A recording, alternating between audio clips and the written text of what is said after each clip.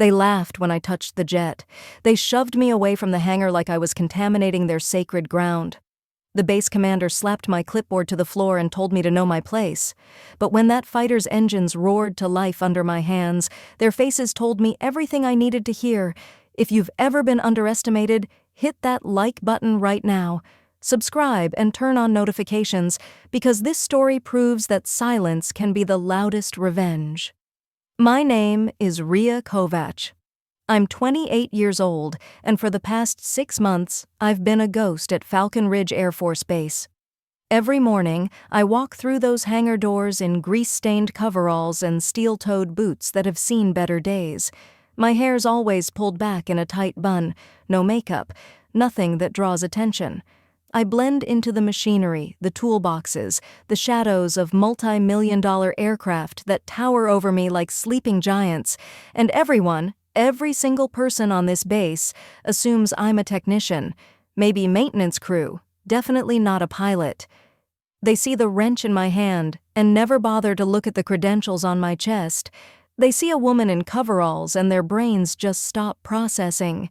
It's like I'm wearing an invisibility cloak, except instead of magic, it's just their own assumptions doing all the work for me. And here's the thing, I let them think it. I let them believe I'm just another pair of hands that keeps their precious birds flying. Because I learned a long time ago, at my last base, that sometimes you have to prove everything twice, once to earn it and once to keep it. There's a locker in the back corner of the crew facility, number 47. Inside that locker hangs a flight suit with my name stitched across the chest, a helmet with a custom paint job that cost me 2 weeks' pay, gloves that have molded perfectly to my hands after hundreds of hours in a cockpit. But I never open that locker during the day. I walk past it like it doesn't exist, like that other version of me, the one who earned her wings, who graduated top 5% of her academy class, who has over 1,200 flight hours, doesn't exist either. Every day is the same choreography of condescension. Male pilots brush past me in the corridors like I'm furniture. Last week, one of them knocked over my entire toolbox and didn't even break stride, didn't apologize, didn't acknowledge me at all.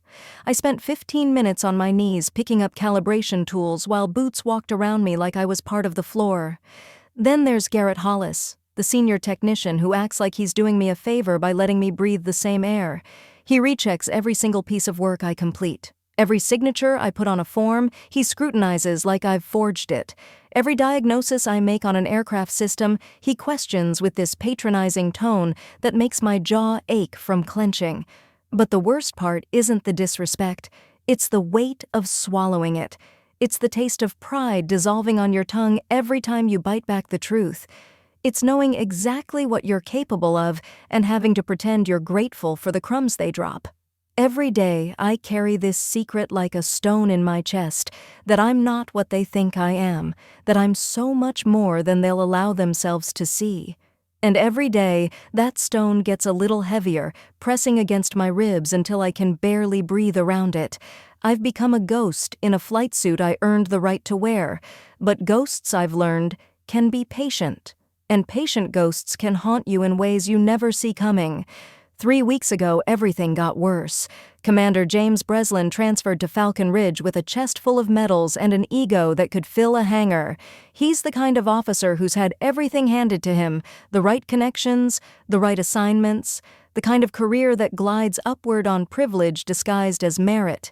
His first day, he gathered everyone for a speech about maintaining standards and excellence. The whole time, his eyes kept drifting to the support staff, to the women, to me, like we were the weak links he'd been sent to fix.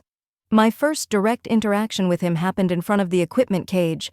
I was holding a calibration tool for the weapons guidance system, a piece of equipment that requires 2 levels of security clearance just to touch. He walked up, looked right through me, and asked me to fetch him coffee. Not requested. Asked, like it was my purpose. I felt something crack inside my chest, but I smiled. I nodded. I put down the $10,000 tool and got him his coffee. Because I've learned that sometimes survival means swallowing poison and calling it medicine. But last Tuesday, that's when silence stopped being a choice and became a necessity. I was running final checks on an F-35, signing off on critical avionics repairs that I'd spent 6 hours diagnosing and fixing. My hand was literally on the fuselage when I heard boots pounding across the tarmac. Breslin was storming toward me with 3 other pilots flanking him like an entourage, his face already red before he even reached me. "Who authorized you to touch that aircraft?" His voice carried across the entire hangar. 15 people stopped what they were doing. Conversations died mid-sentence. I felt every eye turn toward us like stage lights, suddenly illuminating my humiliation. I tried to explain. I pulled out my credentials, my clearance badge, showed him the signature authority that put me in charge of this exact repair. My voice was steady, professional, everything they taught us to be. But he didn't care about credentials, he didn't care about qualifications, he cared about what I looked like standing next to his fighter jet. Then he slapped the clipboard out of my hands. I watched it tumble through the air, papers scattering across the tarmac like wounded birds, my 6 hours of documentation skidding through oil stains and dirt. The sound of that slap echoed in the sudden silence, sharp, final, dismissive. "I don't care what some paper pusher authorized," he said, and his voice had dropped to something cold and controlled, which somehow made it worse than yelling. "Technicians do not make flight decisions. Get your tools and get out of my hangar." My hangar, like he owned the air itself. I stood there, frozen, feeling my face burn with shame I didn't deserve. Around us, 15 personnel had become statues. Some looked away, uncomfortable witnesses to my degradation. Others smirked, enjoying the show. And then Garrett stepped forward, Garrett, who I'd worked beside for 6 months, and he agreed with Breslin, said he'd supervise me better going forward, said he should have been keeping a closer eye on my work. The betrayal tasted like metal in my mouth. I bent down and started gathering my papers while Breslin continued his performance above me. Something about diversity hires, something about lowered standards, something about people who don't belong trying to play in spaces they haven't earned. Every word landed like a fist, and I collected my scattered documentation on my hands and knees while he delivered my public execution. That walk back across the tarmac was the longest of my life, but with every step, something inside me wasn't breaking. It was crystallizing, hardening into something sharp and cold and absolutely unforgiving. That afternoon I sat in the break room with a cup of coffee I couldn't taste, staring at nothing while my hands stopped shaking. The humiliation had settled into my bones like a fever, hot and sick and persistent. Then I heard them. Breslin and his crew walking past the half-open door, their voices loud with the confidence of men who've never had to watch their words. They were laughing about me. Breslin's voice cut through first, saying something about babysitting incompetent staff. Then one of his pilots, I think it was Martinez, made a joke about me sleeping my way into clearances. They all laughed.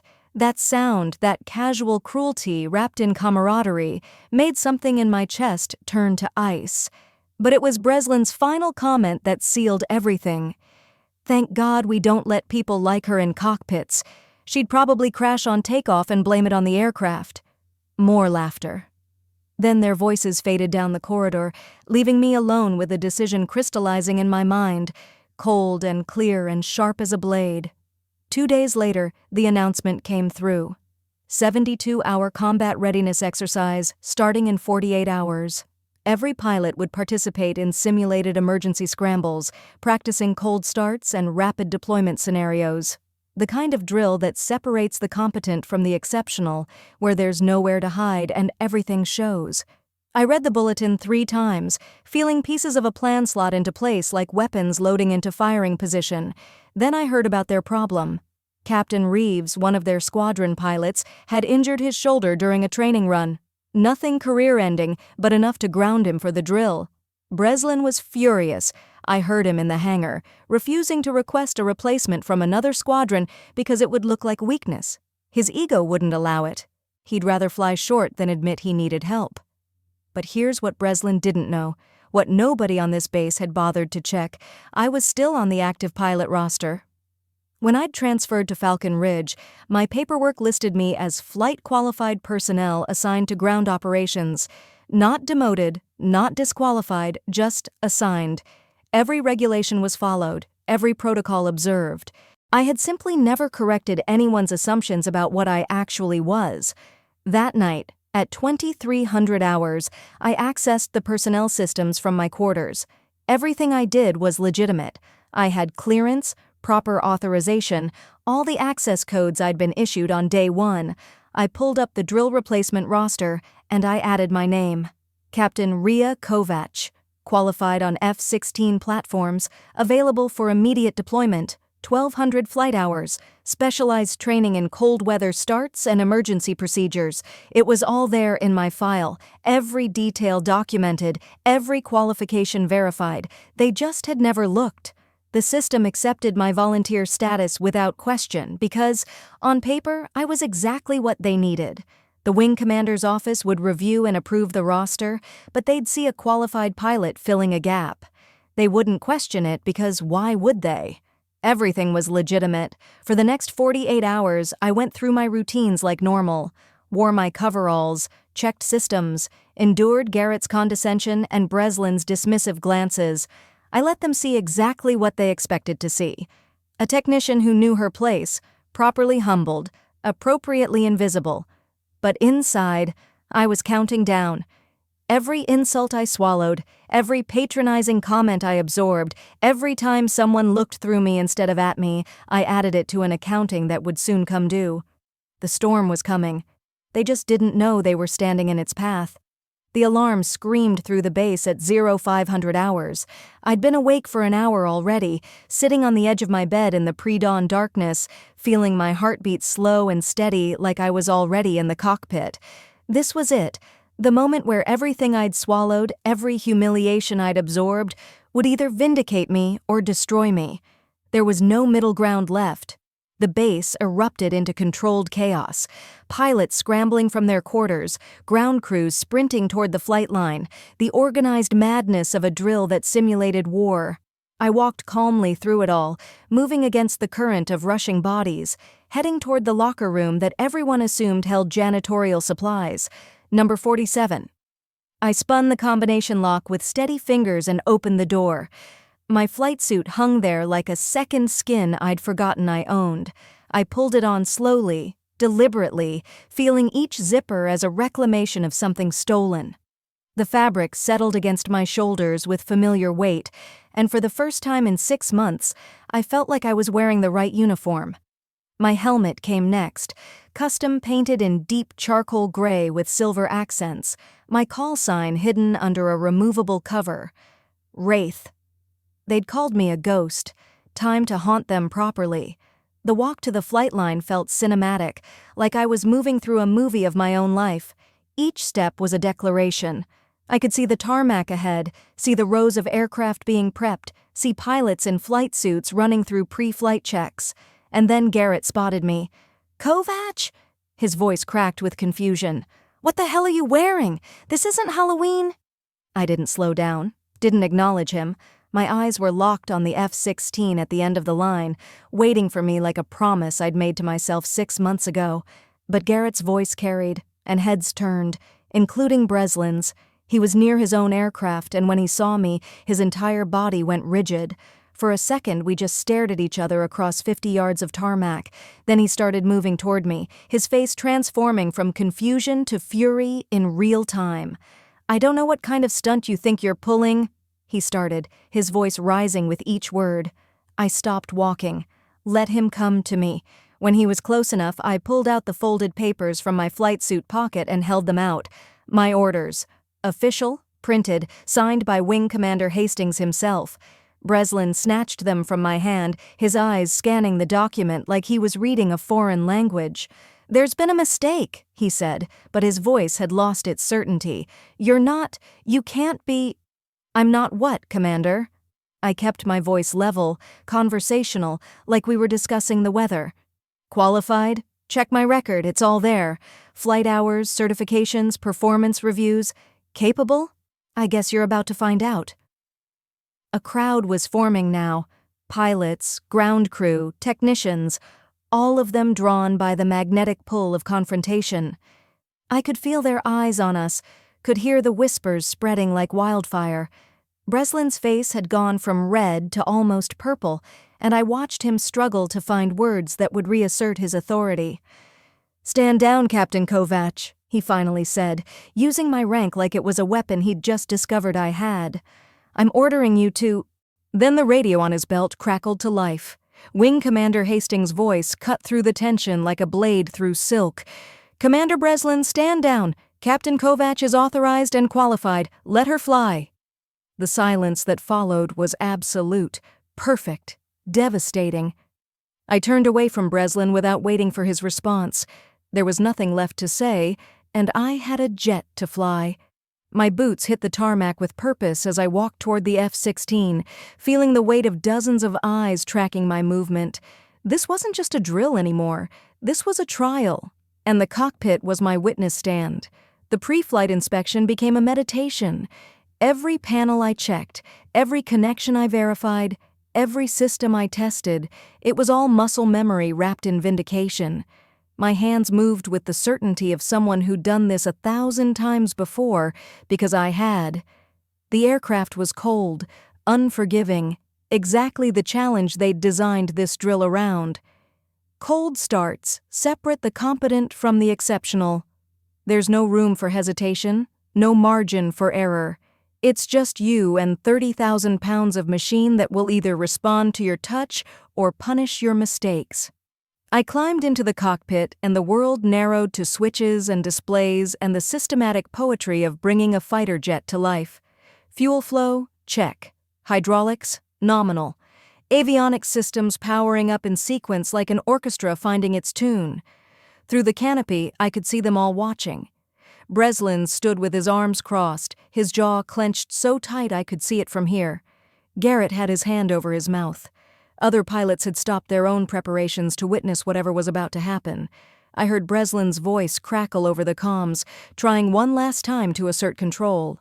"Ground control. We need to abort Captain Kovac's sortie until—" "Negative, Commander," the tower responded, and I recognized the voice of the air operations officer.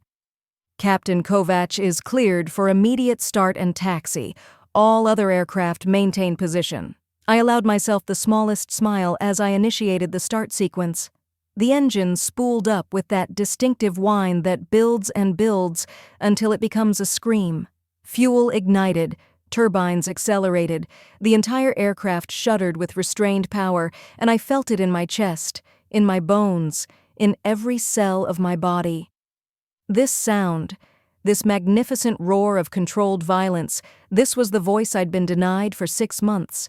This was the sound of every insult being drowned out, every dismissal being incinerated in jet exhaust. The canopy lowered and sealed with a pressurized hiss, and suddenly the chaos outside became muted. It was just me and the machine now, in the intimate space where all pilots live, that intersection of human will and mechanical power. I released the brakes and felt the jet roll forward, smooth and responsive. Taxiing to the runway, I was ice calm, my hands steady on the controls, my breathing even and measured. "Wraith 1, you are cleared for takeoff," the tower announced. I advanced the throttle and felt 20,000 pounds of thrust push me back into the seat. The runway lights blurred past, airspeed building, rotation speed. I pulled back on the stick and the ground fell away like it was surrendering. The F-16 climbed into the morning sky with aggressive grace, and I banked hard into the first drill maneuver, a high G evasive pattern that pressed me into the seat and made my vision tunnel at the edges. For the next 12 minutes, I flew like I was born in that cockpit. Every maneuver was textbook perfection, wrapped in aggressive confidence. Target locks, emergency procedures, high-speed intercepts, I executed them all with the precision of someone proving a point with physics and thrust vectors. The radio chatter from other pilots shifted from skeptical to impressed, their voices bleeding through with comments they probably didn't mean for me to hear. "Did you see that split S? Who is that? Clean form on that barrel roll." I didn't respond. I just flew. The landing approach was silk.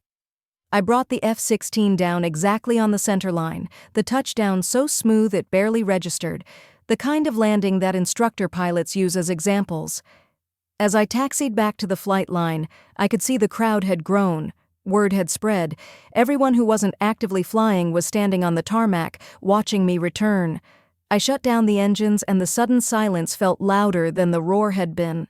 The canopy rose with a mechanical hiss, and cool morning air rushed in, carrying with it the smell of jet fuel and vindication. I unstrapped and climbed down the ladder, my legs steady despite the adrenaline still coursing through my veins. When my boots hit the tarmac, I pulled off my helmet and let my hair fall loose. The crowd parted as I walked through them. Nobody spoke. Nobody moved. They just stared, recalculating everything they thought they knew about the woman in coveralls who'd been invisible for 6 months. And there, at the center of it all, stood Breslin. His face had gone through anger and landed somewhere in the territory of shell-shocked resignation. I walked directly to him, stopped 3 feet away, and met his eyes with the calm of someone who has nothing left to prove but chooses to anyway. For a long moment, neither of us spoke. The entire base seemed to be holding its breath. "Commander," I said, my voice carrying in the silence, "the avionics check I was doing last week, the one you interrupted, it still needs your signature. The jet flies better when people do their jobs, regardless of who they assume we are." I held out the same clipboard he'd slapped from my hands, the papers now clean and reorganized, the documentation perfect. He stared at it like it was a live grenade. Around us, I heard a few sharp intakes of breath, the sound of people realizing they were witnessing something that would be retold in break rooms for years. Breslin took the clipboard with a hand that wasn't quite steady. He looked at the paperwork, at my signature, at the credentials he'd never bothered to verify. When he looked back up at me, something in his expression had fundamentally changed. Not respect, not yet, but the beginning of recognition that he'd made a catastrophic error in judgment.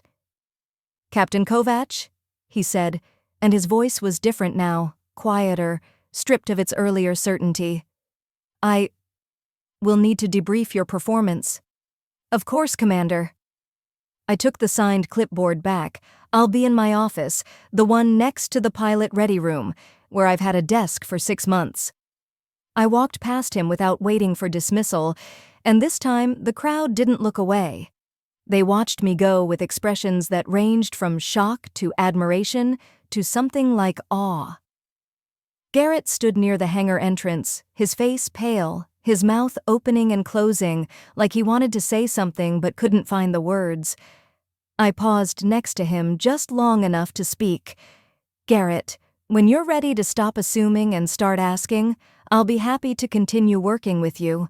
Until then, maybe trust that people earned what they carry." His nod was almost imperceptible, but it was there. The official changes came within a week. New protocols were implemented requiring verification of all personnel credentials regardless of their apparent role or position. It was phrased as a security enhancement, but everyone knew what it really was, an admission that assumptions had created blind spots that could have been dangerous. Commander Breslin was quietly reassigned 2 weeks later. The official story was about better opportunities matching his skill set, but the unofficial truth rippled through the base like a shockwave. You don't humiliate qualified personnel and keep your command, not when it becomes public knowledge, not when it exposes systemic failures in leadership. Garrett approached me in the hangar 3 days after the drill. His apology was awkward and insufficient, the words of a man who'd realized too late that he'd been complicit in something ugly. But he tried. He asked questions. He stopped rechecking my work. It wasn't friendship, but it was the beginning of professional respect, and sometimes that's enough. But the most meaningful changes were the smaller ones. The younger women on base, the technicians, the support staff, the ones who'd been watching and learning what their futures might look like, they started approaching me. Tentatively at first, then with growing confidence. They asked questions about flight school, about career paths, about how to navigate spaces that didn't want to make room for them. I answered every question, shared every resource, because that's the thing about being invisible for so long. You learn to see the other ghosts, the other people hiding their light because they've learned it's safer than shining. Now I fly openly. My flight suit isn't hidden in locker 47 anymore. It hangs in the pilot ready room with everyone else's. My name tag visible, my rank displayed, my call sign, Wraith, written in silver letters that catch the light. I still do systems checks and maintenance work because I'm good at it, because I like it, because being a pilot doesn't mean abandoning the technical knowledge that makes you better in the cockpit. But now when I touch an aircraft, nobody questions my authority. When I sign off on repairs, nobody double-checks my work out of distrust. When I walk across the tarmac in my flight suit, people see a pilot. Because that's what I am. That's what I've always been. The lesson I learned wasn't about revenge, though that engine roar drowning out Breslin's insults felt pretty damn good, I won't lie. The real lesson was about the cost of silence and the power of the right moment. Sometimes you have to let people underestimate you, not because you're weak, but because you're strategic. You let them build their assumptions like walls, and then you fly right over those walls and show them how small their world actually is. Was it worth it? The 6 months of invisibility, the swallowed pride, the humiliation. I think about that sometimes, usually at night when I can't sleep, when the memory of Breslin's slap still echoes in the silence. And then I remember the sound of that F-16 engine coming to life under my hands. I remember the faces of those young women who now believe they can do this too. I remember the feeling of the stick in my hand and the sky opening up in front of me like a promise being kept. Yeah, it was worth it. My name is Captain Ria Kovac. I have 1,200 flight hours, top-level security clearance, and a spotless service record. I can diagnose a malfunctioning weapon system and execute a flawless cold start on a fighter jet. I can handle 16 Gs in a sustained turn and land on a centerline in crosswinds that would ground half the pilots on this base. And I'm no longer invisible. If this story moved you, if you've ever been told you don't belong somewhere you absolutely earned the right to be, then do me a favor. Hit that subscribe button. Drop a comment telling me about your moment. When did you prove them wrong? When did you stop being invisible and start being undeniable? This is just one story, one woman, one moment of vindication. But there are thousands more out there, waiting to be told, waiting to be lived. Your moment is coming. Maybe it's today? Maybe it's 6 months from now when you've finished planning and preparing and positioning every piece exactly where it needs to be, but it's coming. And when it does, I hope you remember this story. I hope you remember that the quietest people often make the loudest impact, that sometimes the best revenge isn't answering back. It's starting the engine and letting the roar speak for itself. See you in the sky.